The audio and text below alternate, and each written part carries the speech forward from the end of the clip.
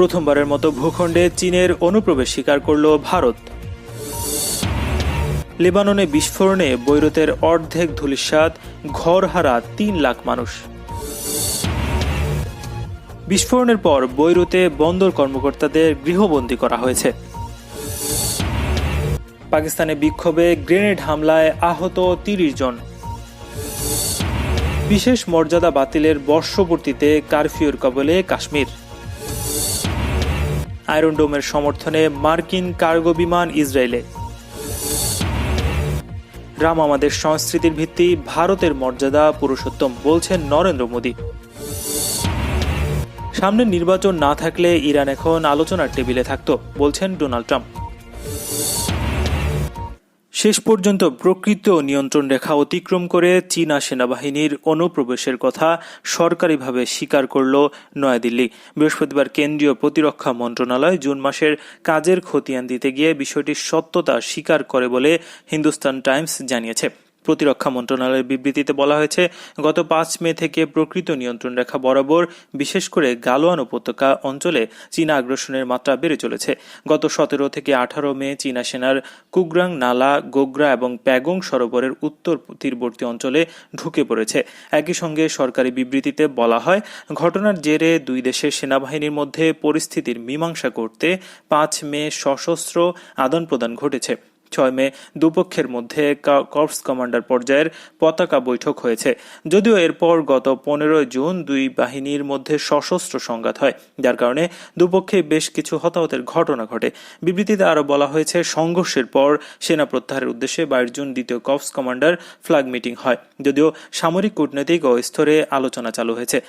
আপাতত প্রকৃত নিয়ন্ত্রণ রেখায় ঘিরে অচলাবস্থা বেশ কিছু সময় বহাল থাকবে। পূর্ব লাদাখের চীনের একতরফা আগ্রাসনের কারণে অত্যন্ত সংবেদনশীল পরিস্থিতি সৃষ্টি হয়েছে এবং এর উপরে কড়া নজরদারি ও প্রয়োজনে দ্রুত পদক্ষেপ নেওয়া জরুরি হয়ে পড়েছে।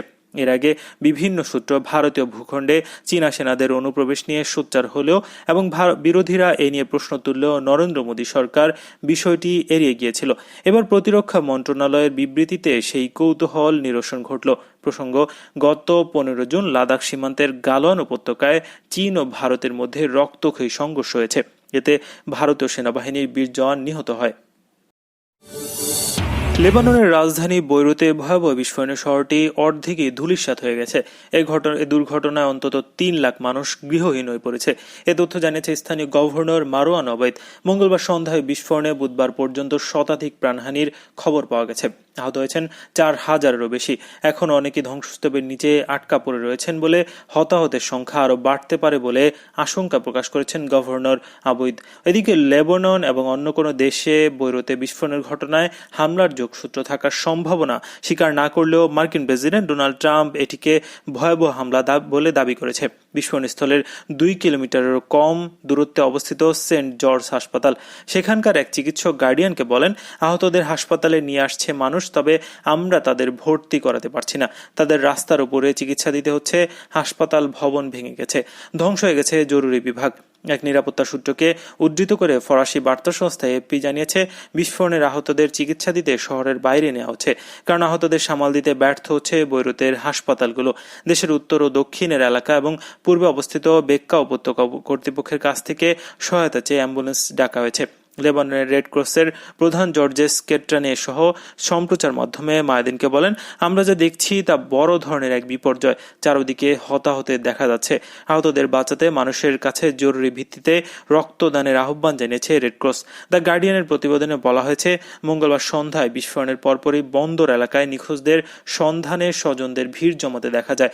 এ সময় ভাইয়ের খোঁজে আসা এক তরুণী নিরাপত্তারক্ষীদের কাছে বারবার খোঁজ জানতে চাইছিলেন। ভাইকে চেনাতে তার শারীরিক গঠনের বর্ণনা দিচ্ছিলেন। বলছিলেন তার নাম জাদ, তার চোখগুলো সবুজ। তবে নিরাপত্তারক্ষীরা তাকে ভবনের ভেতরে প্রবেশ করতে দিচ্ছিলেন না। আর ওই নারী বারবার তাদের কাছে অনুরোধ জানাচ্ছিলেন ভেতরে যেতে দেওয়ার জন্য। পাশে এক নারীকে দেখা যাচ্ছিল স্বজনের খোঁজে এসে তার অজ্ঞান হয়ে যাওয়ার অবস্থা। তিনি এসেছিলেন ভাইয়ের খোঁজে। তার ভাইও বন্দরেই কাজ করতেন। ওই এলাকায় নিয়োজিত এক সেনা সদস্য বলেন, ভেতরে খুব খারাপ অবস্থা, মাটিতে মানুষের মৃতদেহ পড়ে আছে। এখনো মৃতদেহ উদ্ধার করে সেগুলোকে অ্যাম্বুলেন্সে উঠানোর কাজ চলছে। বন্দর এলাকার ক্ষতিগ্রস্ত ভবনগুলো ধ্বংসস্তূপ সরানো শুরু হলে মৃতের সংখ্যা উল্লেখজনক হারে বাড়বে বলে আশঙ্কা করা হচ্ছে। স্বাস্থ্যমন্ত্রী হামাদ হাসান রয়টার্সকে বলেন, অনেক মানুষ নিখোঁজ রয়েছে। জরুরি বিভাগে কর্মীদের কাছে এসে লোকজন তাদের প্রিয়জনের সন্ধান চাইছে। রাতে অনুসন্ধান অভিযান চালানোটা কঠিন, কারণ সেখানে বিদ্যুৎ নেই। ভারত নিয়ন্ত্রিত জম্মু কাশ্মীরের স্বায়ত্তশাসন বাতিলের প্রথম বর্ষপূর্তিতে রাজ্যটিতে কারফিউ জারি করা হয়। গতকাল 5 আগস্ট ছিল জম্মু কাশ্মীরের বিশেষ মর্যাদা বাতিলের প্রথম বার্ষিকী। স্বাধীনতার দাবিতে সোচ্চার কাশ্মীরের জনগণ দিনটি উপলক্ষে নানা প্রতিবাদের আয়োজনের ঘোষণা দেন। কাশ্মীরিদের প্রতিবাদ ভণ্ডুল করতে ভারত সরকার সেখানে 2 দিনের কারফিউ জারি করে। রাজ্য জুড়ে রাস্তায় রাস্তায় কাঁটা তারের ব্যারিকেড দেওয়া হয়। এছাড়া লোকজনকে রাস্তায় না বেরিয়ে ঘরে থাকার আহ্বান জানানো হয়। রাস্তায় চলে সেনা ও আধা সামরিক বাহিনীর সদস্যদের মারমুখী সশস্ত্র টহল। দিল্লির শাসনের বিরুদ্ধে কাশ্মীরের জনগণের প্রতিবাদ থামাতে এসব ব্যবস্থা নেওয়া হয়। তবে বিশেষ মর্যাদা বাতিলের দিনকে কাশ্মীরের জনগণ কালো দিবস হিসেবেই পালন করে। 2019 সালের 5 আগস্ট নরেন্দ্র মোদীর বিজেপি সরকার জম্মু কাশ্মীরের বিশেষ মর্যাদা ও স্বায়ত্তশাসন বাতিল করে ভারতের সঙ্গে একীভূত করে নেয়। এর প্রতিবাদ করে আসছেন কাশ্মীরিরা। প্রতিবাদ ঠেকাতে ভারত সরকার সেখানে দীর্ঘদিন ধরে কারফিউ দিয়ে রেখেছিল। এছাড়া ইন্টারনেট ও টেলিফোন যোগাযোগ ব্যবস্থা বিচ্ছিন্ন রাখা হয়। এ সময় জম্মু কাশ্মীর কার্যত সেনা শাসনের অধীনে থাকা এবং প্রতিবাদী জনতার ওপর চলে নানা রকম নির্যাতন। কিন্তু এসব দমন পীড়নের পরও কাশ্মীরের জনগণকে দিল্লির শাসনের প্রতি ততটা অনুগত করানো যায়নি। সেখানে চলছে স্বাধীনতার লড়াই। মার্কিন প্রেসিডেন্ট ডোনাল্ড ট্রাম্প ইরানকে আলোচনার টেবিলে বসাতে না পারার ব্যর্থতার ব্যাখ্যা দাঁড় করানোর চেষ্টা করছেন। তিনি দাবি করেছেন, সামনে নির্বাচন না থাকলে এতদিনে তিনি ঠিকই ইরানকে আলোচনার টেবিলে নিয়ে আসতে পারতেন। ট্রাম্প বুধবার মার্কিন নিউজ চ্যানেল ফক্স নিউজের ফক্স অ্যান্ড ফ্রেন্ডস অনুষ্ঠানে অংশ নিয়ে এ মন্তব্য করেন। তিনি দাবি করেন, যুক্তরাষ্ট্রের প্রেসিডেন্ট নির্বাচন সামনে না থাকলে এখন চীন, উত্তর কোরিয়া ও ইরান ওয়াশিংটনের সঙ্গে আলোচনার টেবিলে থাকত। তিনি এমন সময় এ দাবি করলেন যখন ইরান বহুবার আমেরিকার সঙ্গে আলোচনার সম্ভাবনা নাকচ করে দিয়েছে। সবশেষ গত শুক্রবার ইরানের সর্বোচ্চ নেতা আয়াতুল্লাহ উজমা খামেনি জাতির উদ্দেশ্যে দেয়া এক ভাষণে আমেরিকার সঙ্গে যে কোনো ধরনের আলোচনার সম্ভাবনা কঠোর ভাষায় প্রত্যাখ্যান করেন। এছাড়া উত্তর কোরিয়া মার্কিন যুক্তরাষ্ট্রের প্রেসিডেন্ট নির্বাচনের 3 মাস আগে ওয়াশিংটনের সঙ্গে সংলাপ প্রক্রিয়ার সমাপ্তি ঘোষণা করে বলেছে, মার্কিন সরকারের সঙ্গে আলোচনার প্রক্রিয়া আবার শুরু করার কোনো ইচ্ছে পিয়ংইয়ং নেই। অন্যদিকে চীনের সঙ্গে সাম্প্রতিক সময় আমেরিকার চরম কূটনৈতিক টানাপোড়েন চলছে।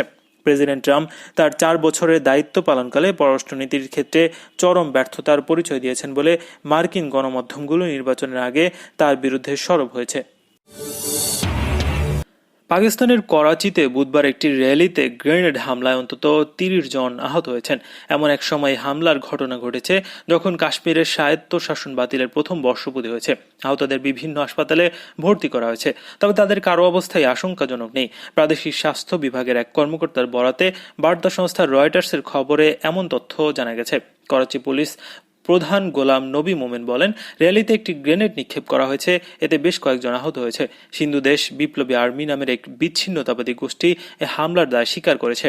গত কয়েক মাস ধরেই তারা সক্রিয় রয়েছে। এর আগে জুনে তাদের 3টি হামলায় 2 সেনা সহ 4 ব্যক্তি নিহত হন। তারা পাকিস্তানের সিন্ধু প্রদেশকে আলাদা করে একটি রাষ্ট্র গঠনের দাবি তুলছে। বেলুচিস্তান লিবারেশন আর্মির সঙ্গেও তারা সংহতি প্রকাশের কথা জানিয়েছে। এদিন পাকিস্তান জুড়ে বেশ কয়েকটি বিক্ষোভের আয়োজন করা হয়েছিল। হামলার পর করাচিতে জামায়াত ইসলামের একটি বিক্ষোভ স্থগিত রাখা হয়েছে। লেবাননের রাজধানী বৈরুতের সমুদ্র বন্দর এলাকায় মঙ্গলবার ভয়াবহ বিস্ফোরণের পর বন্দরের বহু সংখ্যক কর্মকর্তাকে গৃহবন্দী করে রাখার খবর পাওয়া গেছে। লেবাননের মন্ত্রিসভার সূত্রের বরাত দিয়ে বার্তা সংস্থা রয়টার জানিয়েছে, সন্দেহ করা হচ্ছে এসব কর্মকর্তার অবহেলার কারণে অ্যামোনিয়াম নাইট্রেটের গুদামে বিস্ফোরণ ঘটেছে। ইরিনার খবরে বলা হয়েছে, বিস্ফোরণের ক্ষেত্রে এসব কর্মকর্তার দায়-দায়িত্ব চূড়ান্ত না হওয়া পর্যন্ত তারা সেনাবাহিনীর নজরদারিতে থাকবেন বলে জানা গেছে। 2014 সাল থেকে বন্দরে পণ্য সংরক্ষণ এবং নিরাপত্তার দায়িত্ব পালন করছিলেন যেসব কর্মকর্তা, তাদেরকে মূলত গৃহবন্দী করা হয়েছে। মঙ্গলবার রাজধানী বৈরুতের বন্দর এলাকায় জোড়া বিস্ফোরণ ঘটে। স্থানীয় সময় বিকাল 6টার পর ওই বিস্ফোরণে বৈরুত ছাড়াও আশপাশের অনেক শহর কেঁপে ওঠে।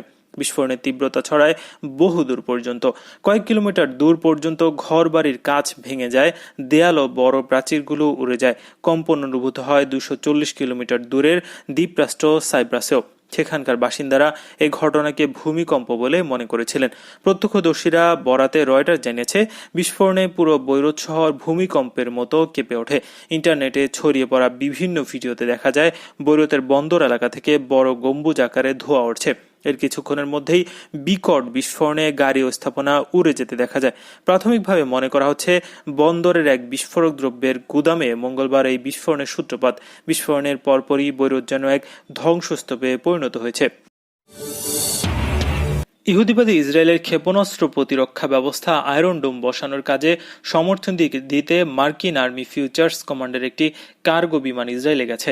গত সোমবার সন্ধ্যায় ইসরায়েলের বেন গুরিয়ন আন্তর্জাতিক বিমানবন্দর অ্যান্টব NN-25 বিমানটি অবতরণ করে। বিমানে বেশ কিছু ট্রাক আনা হয়েছে যাতে আয়রন ডোম ক্ষেপণাস্ত্র প্রতিরক্ষা ব্যবস্থা বসানো হবে।